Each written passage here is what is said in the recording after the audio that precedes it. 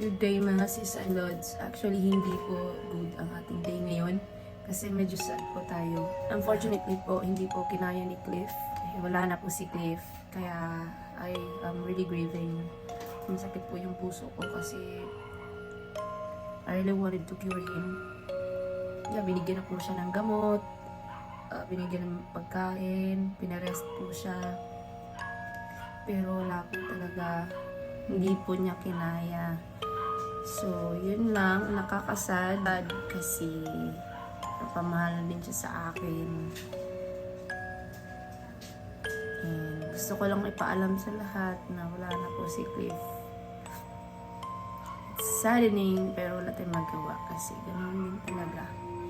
So, ito po, binalot ko na lang po siya ng tela at ililibing po natin siya ngayon.